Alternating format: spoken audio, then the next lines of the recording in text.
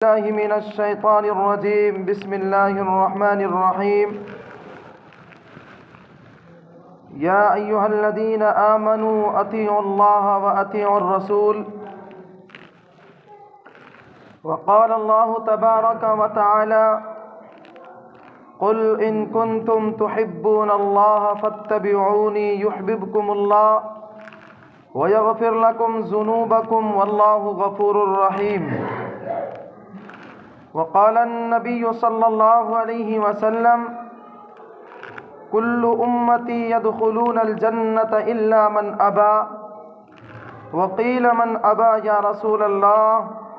فقال رسول الله صلى الله عليه وسلم: من أطاعني دخل الجنة ومن عصاني فقد أبى، أو كما قال عليه الصلاة والسلام.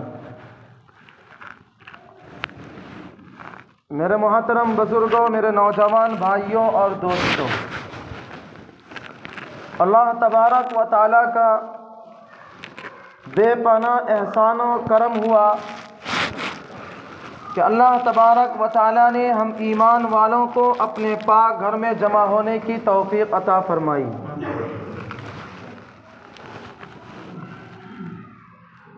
میرے محترم بزرگوں، ہم نے لوگوں کو بہت راضی کر لیا، ہم نے لوگوں کو بہت منا لیا، لیکن اس بات کو یاد رکھیے کہ یہ لوگ کبھی راضی ہونے والے نہیں ہیں. اس لیے آئیے ہم اور آپ ایسی ہستی کو راضی کرنا کی کوشش کریں گے، ایسی ہستی کو منانے کی کوشش کریں گے جو صرف چاہے گی نہیں بلکہ دنیا اور آخرت دونوں کامیاب کر دے گی. ہم اور آپ جس معاشرے کے اندر زندگی گزار رہے ہیں، اس معاشرے کے تگ و دور میں ہم اور آپ لگے ہوئے ہیں. کوئی کسی کو راضی کرنے کے پیچھے لگا ہے، کوئی کسی کو راضی کرنے کے پیچھے لگا ہے. رب کو ناراض کر کے ہم اور آپ دنیا اور آخرت کی کامیابی کو تلاش کر رہے ہیں. یقیناً اللہ اور ان کے رسول کو ناراض کر کے پوری دنیا والے کو بھی اگر ہم اور آپ راضی کر لیں تو پوری دنیا والے مل کر بھی ہمارے اور آپ کے ایک بگڑی کو بھی بنا نہیں سکتا ہے.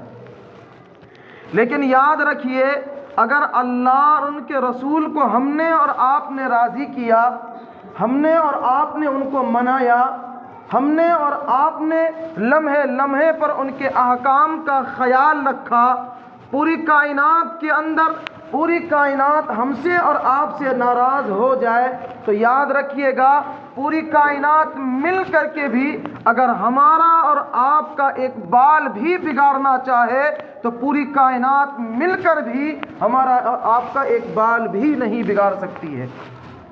یہ عقیدہ اور یہ یقین سب سے پہلے ہمیں اور آپ کو اپنے ذہن و دماغ کے اندر، اپنے ذہن و دماغ کی سرخیوں میں سب سے پہلے لانا پڑے گا. اس لیے آج کے اس پرفتن دور میں اگر ہمیں اور آپ کو کوئی جو ہے عزت دلا سکتے ہیں، اس پرفتن زمانے کے اندر اگر ہمیں اور آپ کو عروج پر پہنچنا ہے، اس پرفتن دور کے اندر اگر ہمیں اور آپ کو کامیابی کے ساتھ ساتھ اللہ اور ان کے رسول کو راضی کرنا ہے، دنیا کو بھی چمکانا ہے اور آخرت کو بھی چمکانا ہے، تو پھر اس بات کو یاد رکھیے کہ ہماری زندگی کے اندر نبی علیہ الصلوۃ والسلام کا طریقہ جب تک نہیں آئے گا اس وقت تک ہمیں اور آپ کو کامیابی نہیں مل سکتی. قرآن کریم کہتا ہے کہ یا ایھا الذین آمنوا اطیعوا اللہ واطیعوا الرسول، اے ایمان والو اللہ کی اطاعت کرو، پیارے نبی کی اطاعت کرو. اگر تم اللہ کی اطاعت کرنے والے بن جاؤ گے، محمد اکرم صلی اللہ علیہ وسلم کی اطاعت کرنے والے بن جاؤ گے تو پھر تمہیں دونوں جہاں میں کامیابی مل جائے گی. اللہ کا قرآن کہتا ہے قل ان کنتم تحبون اللہ فاتبعونی یحببکم اللہ، اے میرے پیارے نبی محمد، آپ اپنی امت کو یعنی میرے بندوں کو آپ کہہ دیجئے جا کر، میرا یہ پیغام سنا دیجئے کہ اگر تم اللہ سے محبت کرنا چاہتے ہو تو نبی اکرم کی پیروی کرو، نبی اکرم کی اتباع کرو، نبی اکرم کے لائی ہوئی شریعت کے مطابق زندگی گزارو گے تو تمہیں اللہ رب العزت سے محبت ہو جائے گی، تم بھی اللہ سے محبت کرنے والے بن جاؤ گے، اللہ بھی تم سے محبت کرنے والے بن جائیں گے۔ قل ان کنتم تحبون اللہ، اے میرے پیارے حبیب، آپ میری امت سے اور میرے بندوں سے کہہ دیجئے کہ اگر یہ مجھ سے یعنی اللہ سے محبت کرنا چاہتے ہیں تو کہیے کہ محمد صلی اللہ علیہ وسلم کی پیروی کرے، ان کی اتباع کرے، ان کے نقش قدم کے مطابق زندگی گزارے۔ جب ہم اور آپ محمد الرسول اللہ صلی اللہ علیہ وسلم کے طریقے کے مطابق زندگی گزاریں گے تو اللہ تبارک و تعالیٰ نے سب سے پہلا پروانہ ہمیں اور آپ کو عطا فرمایا ہے کہ یغفر لکم ذنوبکم، اگر نبی اکرم کی پیروی کرو گے، ان کی سنت کے مطابق زندگی گزارو گے، ان کی اتباع میں زندگی گزارو گے، ان کے باتوں کو مان کر کے زندگی گزارو گے، اے دنیا کے اندر رہنے اور بسنے والے انسانوں، یاد رکھنا میں تمہارے تمام پاپوں کو دھل کر رکھ دوں گا۔ اگر نبی اکرم کے طریقے کو اپنی زندگیوں کے اندر اجاگر کرو گے، میں تمہارے تمام گناہوں کو معاف کر کے رکھ دوں گا۔ واللہ غفور الرحیم، اور جو تمہارا رب ہے وہ بہت زیادہ معاف کرنے والا ہے اور بہت زیادہ رحم کرنے والا ہے۔ تو یہ طے کریے ہم صبح سے لے کر شام تک ہمیشہ نبی علیہ الصلاۃ والسلام کے بتائے ہوئے طریقے کے مطابق زندگی گزاریں گے اس کائنات کے اندر جب تک ہماری اور آپ کی زندگی باقی رہے گی۔ یہ طے کریے کہ جب تک ہماری اور آپ کی زندگی اس کائنات میں باقی رہے گی، ہمارے اور آپ کے جسموں کے اندر جان باقی رہے گا، یہ طے کریے نہ تو نبی اکرم کے طریقے کے خلاف کوئی کام کریں گے اور نہ نبی اکرم کے طریقے کے خلاف کوئی کام کرتے ہوئے اپنی آنکھوں سے دیکھنا گوارا کریں گے، جبھی ہمیں اور آپ کو کامیابی مل سکتی ہے، ورنہ ہمیں اور آپ کو کامیابی نہیں مل سکتی۔ ایک تو نبی اکرم صلی اللہ علیہ وسلم کے طریقے کے خلاف خود بھی عمل نہ کرے اور نہ اپنی نگاہوں سے کہیں پر نبی اکرم کے سنت کا مذاق اڑاتے ہوئے ہم اپنی نگاہوں سے دیکھیں۔ اگر کہیں آقا کے طریقے کے خلاف ورزی کی جا رہی ہے، آقا کے طریقے کا مذاق اڑایا جا رہا ہے، آقا کے طریقے کو چھوڑا جا رہا ہے، آقا کے طریقے کو فراموش کیا جا رہا ہے اور جگہ جگہ پر ان کو جو ہے فراموش کیا جا رہا ہے، تو ہمارا اور آپ کا یہ فریضہ بنتا ہے وہاں جائیں، ان کو روکیں، ان کو ٹوکیں۔ کیونکہ مسلمانوں ایک وقت آنے والا ہے، ایک ایسا زمانے آنے والا ہے جہاں پر اللہ رب العزت کا سامنا ہوگا، محبوب کبریا کا سامنا ہوگا، اور خدا نخواستہ مسلمانوں قیامت کے میدان کے اندر جب ہم اور آپ پورے کائنات کے سردار کے سامنے اور پوری کائنات کو پیدا کرنے والے اور رب کے سامنے کھڑے ہوں گے، اگر رب پوچھ لے کہ اے میرے بندے، اے میرے پیارے، تو ایسے معاشرے کے اندر زندگی گزار رہا تھا، ایسے دور کے اندر زندگی گزار رہا تھا، ایسے زمانے کے اندر زندگی گزار رہا تھا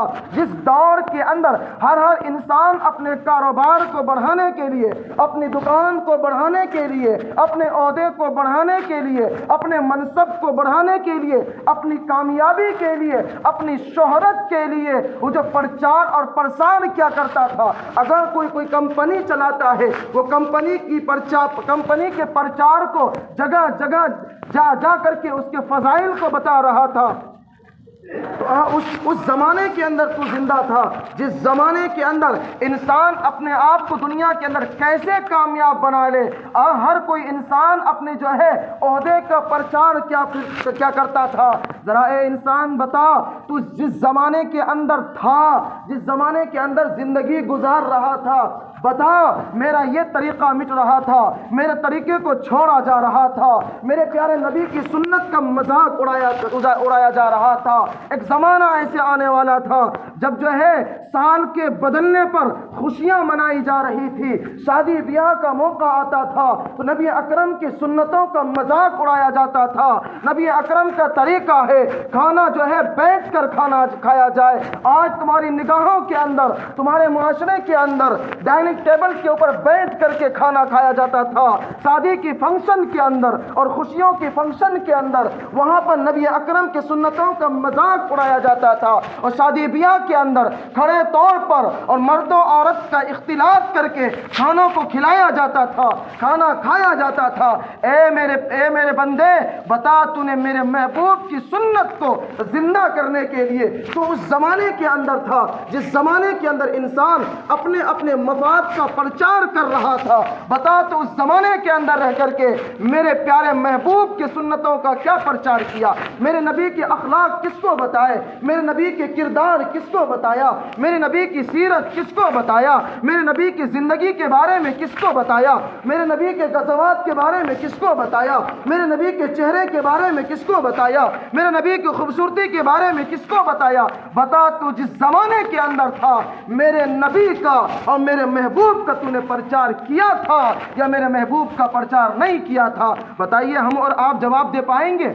یقیناً ہم اور آپ جواب نہیں دے پائیں گے، کیونکہ جس دور کے اندر ہم اور آپ زندگی گزار رہے ہیں، ہر انسان اپنے مفاد کے چکر میں لگا ہوا ہے، کوئی کسی سے محبت نہیں کرتا ہے۔ یہ زندگی کا ڈھکوسلا ہے کہ اس سے محبت ہے، اس کو اس سے محبت ہے۔ یاد رکھیے، کسی کو کسی سے محبت نہیں ہے۔ اس لیے اگر ہم اور آپ یہ چاہیں گے کہ دنیا کے اندر سارے لوگوں کو راضی کر لیں اور سارے لوگوں کو اکٹھا کر لیں، ہم اور آپ راضی نہیں کر سکتے۔ ہاں، یقیناً راضی اسی وقت کر سکتے ہیں جب ہم سے اور آپ سے آپ کا اللہ، ہمارا اللہ اور ہمارے اور آپ کے پیارے آقا جناب محمد الرسول اللہ صلی اللہ علیہ وسلم راضی ہوں گے۔ اگر رب راضی ہوگا، نبی اکرم راضی ہوں گے، پوری کائنات راضی ہوگی۔ اگر اللہ اور ان کے محبوب ناراض ہوں گے، پوری دنیا اگر راضی بھی ہو جائے تو یاد رکھیے وہ آپ کے بال کے برابر بھی مدد نہیں کر سکتے۔ اس لیے ہمیں اس زمانے کے اندر، جس زمانے میں ہمیں اور آپ کو بھیجا ہے، آج موڑ کے اوپر، لمحے کے اوپر آقا نبی کریم صلی اللہ علیہ وسلم کے سنتوں کا مذاق اڑایا جاتا ہے۔ کون سے آقا؟ ارے مسلمانوں، وہ آقا جو امت کے در میں اس قدر روتے تھے، اس قدر تڑپتے تھے، جب نمازوں کے اندر نماز پڑھنے کے لیے کھڑے ہوتے ایسے سسکیاں لیا کرتے تھے کہ حضرت عائشہ بیان کرتی ہے چہرہ مبارک جو ہے، داڑھی جو ہے آنکھوں کے آنسو سے، اور چہرے کے اوپر جو داڑھیاں تھی وہ داڑھیاں تر ہو جایا کرتی تھی۔ اس قدر آقا رویا کرتے تھے، سجدے میں جایا کرتے تھے، اتنے لمبے سجدہ کیا کرتے تھے۔ حضرت عائشہ کا بیان ہے بسا اوقات آقا سجدے میں جاتے تھے، اس قدر لمبا سجدہ کرتے تھے، ہمیں اندیشہ ہوتا تھا کہ کہیں ایسا تو نہیں ہے کہ نبی اکرم کے جسم سے روح پرواز کر گئی ہے۔ حضرت عائشہ کہتی میں جا کر انگوٹھا پکڑ کے ہلاتی، تب پتہ چلتا کہ نہیں، جان باقی ہے۔ اس قدر رویا کرتے تھے۔ نبی اکرم کو بتا دیا گیا تھا آپ کے خاندان کے اوپر یہ حالات آئیں گے، آپ کے نواسے حسن کو زہر دے کر کے مارا جائے گا، آپ کے نواسے حسین کو کربلا کے میدان کے اندر دشمن ان کے سروں کو کاٹ کر کے رکھ دے گا، اس کو بلم کے اوپر نچایا پھرے گا۔ یہ حالات نبی اکرم کو پہلے بتا دیے گئے تھے، ان کو پتا تھا۔ نبی اکرم کو بتایا گیا تھا کہ زینب کے اوپر یہ حالات آئیں گے، فاطمہ کے اوپر یہ حالات آئیں گے، کلثوم کے اوپر یہ حالات آئیں گے، رقیہ کے اوپر یہ حالات آئیں گے، عباس کے اوپر یہ حالات آئیں گے، عائشہ کے اوپر یہ حالات آئیں گے۔ یہ ساری چیزیں نبی اکرم صلی اللہ علیہ وسلم کو بتا دیا تھا اللہ رب العزت نے، لیکن نبی اکرم نہ تو عائشہ کے لیے روئے، نہ حسن کے لیے روئے، نہ حسین کے لیے روئے، نہ جو ہے فاطمہ کے لیے روئے، نہ زینب کے لیے روئے۔ اتنی دردناکی کے ساتھ حضرت زینب کو برچھی مار کر کے شہید کر دیا گیا۔ آقا اس کے لیے نہیں روئے، آقا اگر روئے ہیں اس امت کے لیے تڑپے ہیں، اس امت کے لیے جو ہے بلکے ہیں، اس امت کے لیے آنسو کو بہایا ہے۔ کون سی امت؟ آج اس امت نے ٹھان لیا ہے طے کر لیا ہے کہ مجھے نبی اکرم کے چہرے کے مطابق اپنے چہرے کو نہیں بنانا ہے۔ آج اس امت کے لیے، جس امت کے لیے آقا تڑپے ہیں، آقا روئے ہیں، آج اس امت نے طے کر لیا ہے ہمیں اپنے ہاتھوں سے، اپنے کردار سے، اپنے معاملات سے، اپنی بات چیت سے، اپنے گفتار سے نبی اکرم کے سنتوں کو توڑنا ہے، اور آج ہم اور آپ توڑ رہے ہیں۔ یاد رکھیے، ایک بزرگ صاحب تھے، انہوں نے خواب میں دیکھا وہ برابر 1.5 لاکھ جو ہے درود شریف پڑھ کر کے نبی اکرم صلی اللہ علیہ وسلم کے دربار میں بھیجا کرتے تھے۔ ایک دن خواب میں دیکھا اللہ کے نبی صلی اللہ علیہ وسلم کا سینہ مبارک پورا زخمی ہو گیا ہے۔ اس بزرگ نے پوچھا کہ یا رسول اللہ، میں قربان جاؤں آپ کی ذات اقدس کے اوپر، یا رسول اللہ آپ کے سینوں پر یہ زخم کیسے ہیں، آپ کو یہ تکلیف کیسے ہے؟ تو میرے اور آپ کے پیارے آقا محمد الرسول اللہ صلی اللہ علیہ وسلم نے ارشاد فرمایا، مجھے اپنوں نے زخم دیا ہے، غیروں کی کہاں بس کی ہے کہ مجھے زخم دے، مجھے اپنوں نے زخم دیا ہے۔ اپنوں نے زخم سے مراد یہ ہے جو میرے ماننے والے ہیں، جو میری اتباع کرنے والے ہیں۔ آج ہم اور آپ جو نبی کے طریقے کے خلاف ورزی کام کرتے ہیں، نبی کے بتائے ہوئے طریقے کو چھوڑ کر زندگی گزارتے ہیں اور لمحے لمحے پر نبی کی سنتوں کا مذاق اڑاتے ہیں، آقا کو اس سے تکلیف پہنچتی ہے، آقا کو پریشانی ہوتی ہے۔ آقا کہتے ہیں مجھے اب میری امت نے تکلیف پہنچائی ہے۔ وہ عائشہ جو نبی اکرم صلی اللہ علیہ وسلم کی سب سے لاڈلی بیوی ہے، کہتی ہیں اللہ کے نبی صلی اللہ علیہ وسلم جب دنیا میں تھے، فرمایا آقا کب فرمایا؟ کہتے ہیں مکہ سے جانے کے 9 سال کے بعد۔ حضرت عائشہ نے پوچھا یا رسول اللہ، آپ کی زندگی کا سب سے زیادہ تکلیف دہ دن کون سا ہے؟ اللہ کے نبی صلی اللہ علیہ وسلم فرماتے ہیں کہ عائشہ، آج طائف گئے ہوئے مجھے 9 سال ہو گئے، لیکن طائف والوں نے میرے ساتھ جو سلوک کیا ہے، طائف والوں نے جو مجھے درد دیا ہے، طائف والوں نے جو مجھے تکلیف پہنچائی ہے، آج بھی اس کی تکلیف میں محسوس کرتا ہوں۔ لیکن افسوس کے ساتھ کہنا پڑتا ہے جب آقا شکوہ کر رہے ہیں، شکوہ کرنے کی بات آئی ہے، آقا طائف والوں کی شکوہ نہیں کر رہے۔ کیوں؟ اس لیے کہ آقا کہتے ہیں وہ غیر تھے، وہ اسلام کو ماننے والے نہیں تھے، وہ میری ذات کو پہچاننے والے نہیں تھے، انہوں نے تکلیف دی تو کوئی تکلیف نہیں دی۔ تکلیف تو جب ہوتی ہے جب مجھے چاہنے والے، میرے اوپر جان چھڑکنے والے، میری پیروی کرنے والے، میری اتباع کرنے والے جب میرے احکام کا مذاق اڑاتے ہیں۔ مجھے اس طائف میں جو تکلیف پہنچی تھی اس سے کئی گنا ارب جو ہے مجھے تکلیف پہنچتی ہے جب میرے ماننے والے مجھے تکلیف پہنچاتے ہیں۔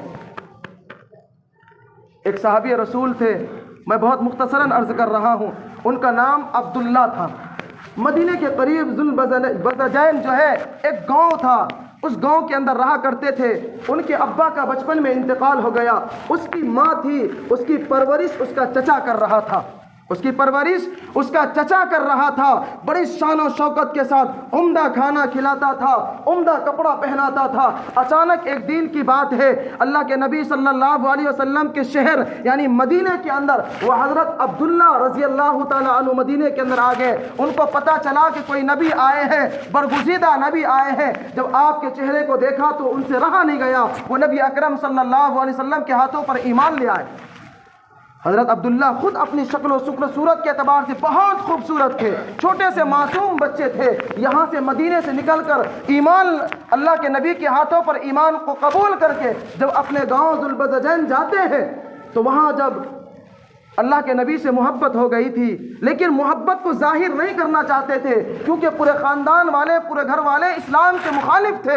اس لیے کبھی کبھی اگر گلی میں چلتے ہوئے، گلی میں پھرتے ہوئے نبی اکرم کا نام سنتے تھے، بڑی دل لگی کے ساتھ ناموں کو سنا کرتے تھے۔ ان کی چچا نے محسوس کر لیا عبداللہ کو کچھ نہ کچھ ہو گیا ہے، یا تو یہ اپنے دھرم کو چھوڑ دیا ہے یا کسی انسان سے ان کا لگاؤ ہو گیا ہے۔ ایک دن بڑے پیار سے بلا کر پوچھا، عبداللہ کیا بات ہے؟ کیا تم نے اس دھرم کو چھوڑ دیا ہے؟ تم نے کوئی اس دھرم کو قبول کر لیا ہے؟ پوچھا کہ ہاں، دل تو میرا نہیں چاہتا تھا کہ میں بتاؤں، لیکن اگر پوچھتے ہو تو سن لو کہ میں نے اس مذہب کو جس پر تم قائم ہو، جس پر میری ماں قائم ہے، میں نے اس مذہب کو چھوڑ دیا ہے اور میں نے محمد الرسول اللہ صلی اللہ علیہ وسلم کا کلمہ پڑھ لیا ہے۔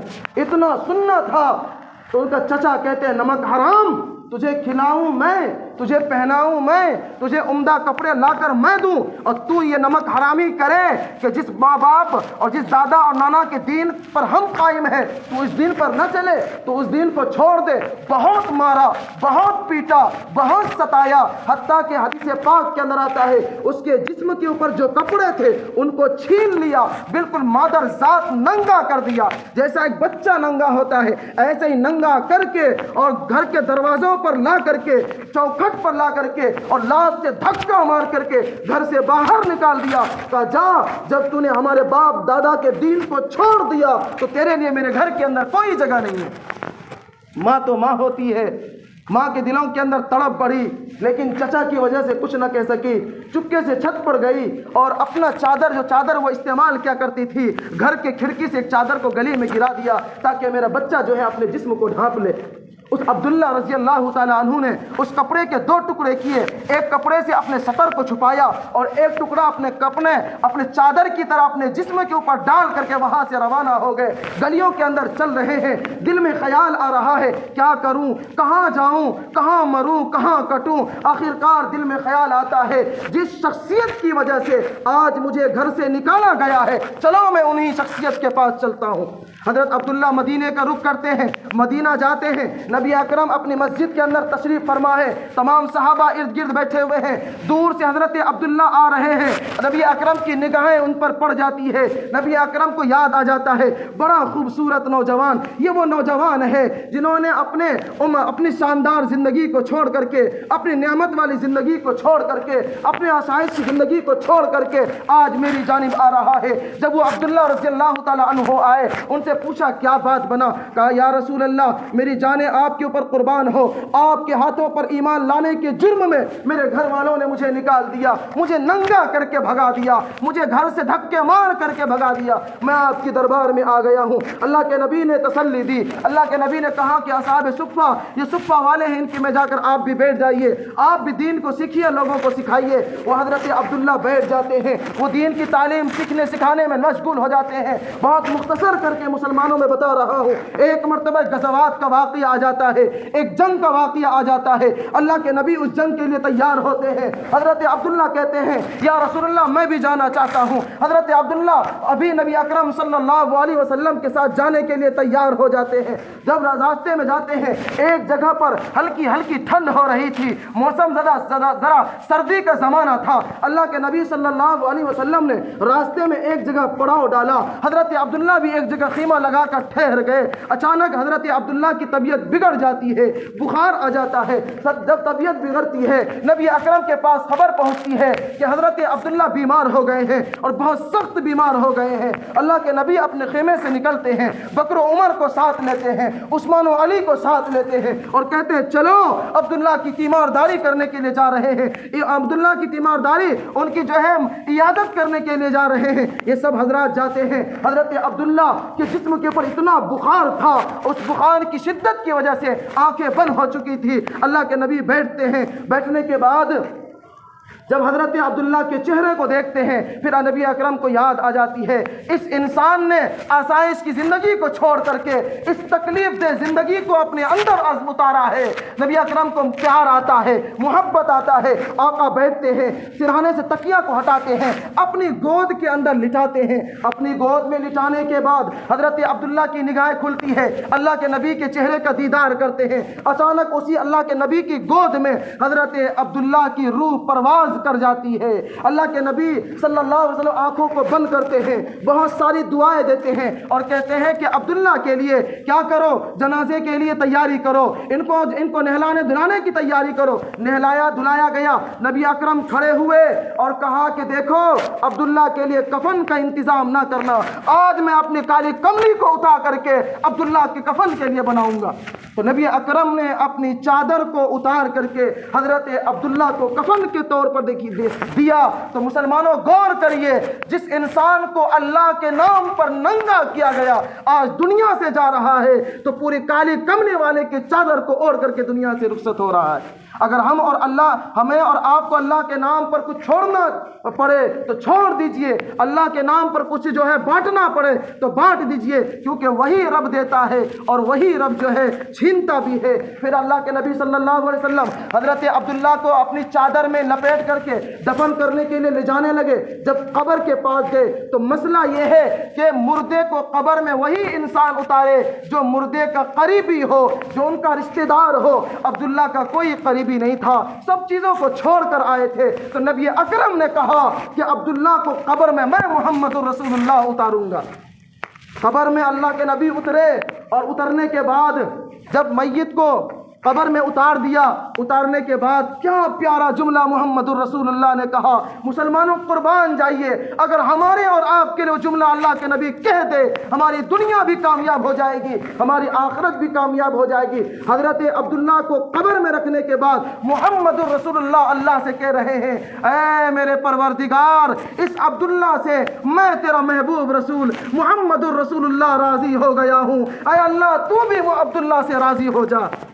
حضرت عمر رضی اللہ تعالیٰ عنہ بار بار اس واقعے کو بیان کر کے رویا کرتے تھے، اور لوگوں سے کہتے تھے، اے لوگوں، کاش اگر عبداللہ کی جگہ خطاب کا بیٹا عمر ہوتا اور اللہ کے نبی کہہ رہے ہوتے، اے اللہ، محمد الرسول اللہ عبداللہ سے اور عمر سے راضی ہو گیا ہے، تو بھی اس سے راضی ہو جا۔ پتہ چلا مسلمانوں، اگر ہم اور آپ اپنے آپ کو فنا کریں گے اس ہستی کے لیے جس ہستی کے لیے اللہ نے کائنات کو سجایا ہے، یقیناً ہماری دنیا بھی کامیاب ہوگی، ہماری آخرت بھی کامیاب ہوگی۔ اگر ہم اور آپ اپنی زندگی کو فنا کریں گے نبی اکرم کے لیے، ہم اور آپ ذلیل و رسوا نہیں ہو سکتے۔ قرآن کریم کا سرٹیفکیٹ ہے، لقد کان لکم فی رسول اللہ اسوۃ حسنہ، جنہوں نے نبی کے طریقے کو آئیڈیل بنایا ہے، اللہ نے اسے دونوں جہاں میں چمکا دیا ہے۔ اللہ تبارک و تعالی ہم تمام ایمان والوں کو نبی اکرم کی لائی ہوئی شریعت کے مطابق زندگی گزارنے کی توفیق عطا فرمائے۔ اللہ تبارک و تعالی